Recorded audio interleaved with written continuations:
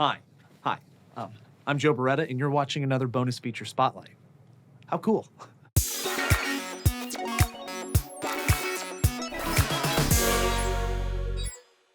Push-ups make you look big and strong. Show the audience that you're a man. That's too many push-ups. It hurts a lot. Oh, God.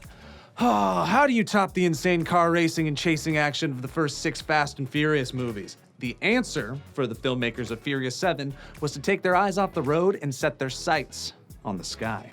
Yes, this hugely successful franchise with its humble beginnings on the streets of Los Angeles has gotten audiences so hooked on the souped-up stunt work that mere roads feel like child's play. This time, they wanted to make real cars really fly. What a fun sentence to say. And while it's one thing to dream up a cloud-surfing car chase, making it a reality was uncharted territory, especially since relying on CGI simply would not cut it for these adrenaline junkies. Did you hear that I was doing push-ups?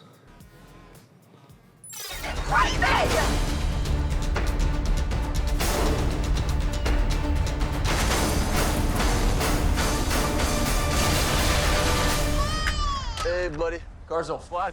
Hey, cars don't fly.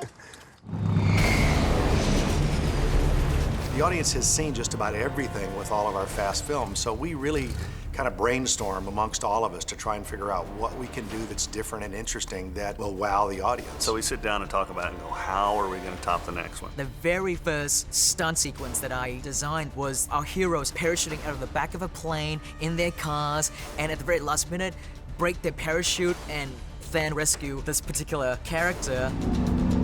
The sequence is so fun. Because it's a team effort, you've got the Roman character, the Tez character there to bring that humor into this. Tez! What are you doing? Wow! Wow!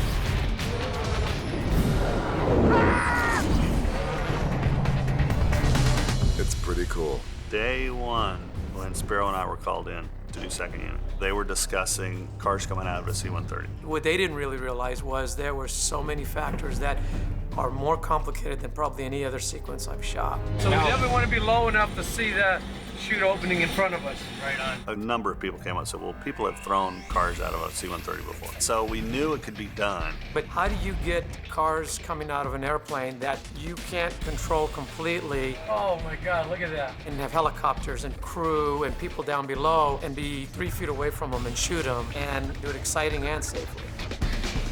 And so that was the R&D part of it, trying to figure out how to get all these cars out of the C-130 together with guys in the air with it and make them drop flat. Every single car that we dropped fell differently. And even though some of them were a little front heavy and some of them were back heavy, the weird thing is if you rolled the windows up, they tended to start stabilizing themselves. Because when we first sent the cars out with no drogue chute, they're free falling at 175. And so the skydivers could never catch them. They had to be a part of the car when it went out. So he said, you guys grab onto the cars. Just run out with them and grab onto it so that its first initial drop, when it's gaining its terminal velocity, you're with it. And that was the key element that made it all work. The operators we have were all from the Red Bull jump team, and they were all very good at knowing which is up and which is down pretty quickly, and then just fixing the car in the way that we need it and then getting away from it, because you can't hold on to the car and shoot it like that. You have to push the car away from you to get the wide shot that we need.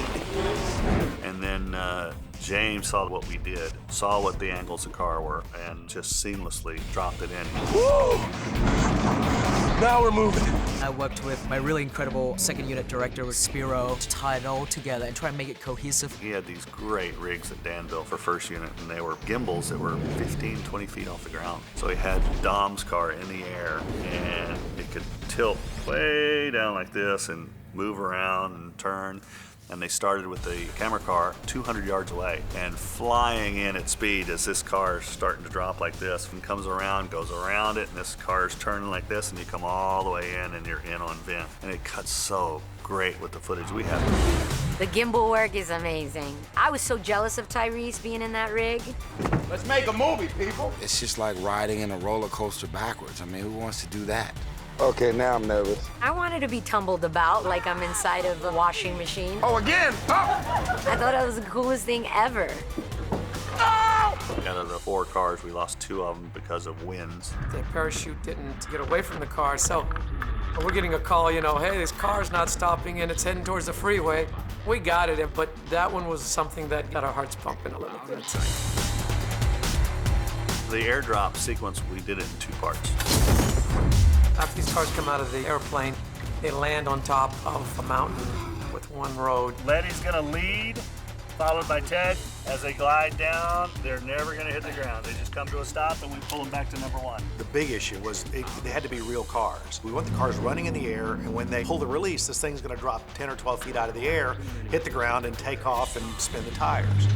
So Dan Sudik, our effects coordinator, came up with this trolley idea where he starts one crane very, very high up in the air, and then we pull the car all the way to the very top, which is almost 180, 200 feet up, and I was the first one to test it. So he trips the cable, I start gaining speed coming down this trolley, and as it bows out, then he trips the second one and it drops 12 feet and hits the ground, and I gas it up when we go through, and I thought, my God, this actually worked. He designed the Slide for Life for 4 of our hero cars, and huge cranes that we had to put in at Pikes Peak and slide these cars down, and then we'd release them, bounces one time, and they'd hit the road and go.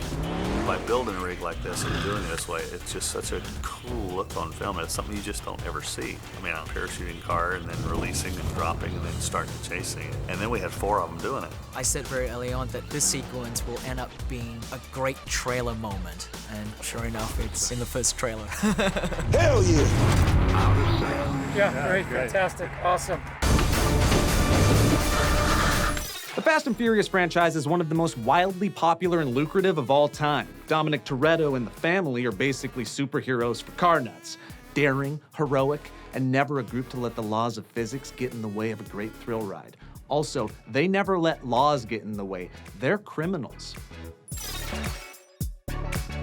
For Bonus Feature Spotlight, I'm Joe Bereta. Thank you for watching Universal Pictures All Access. Get the most out of your movies.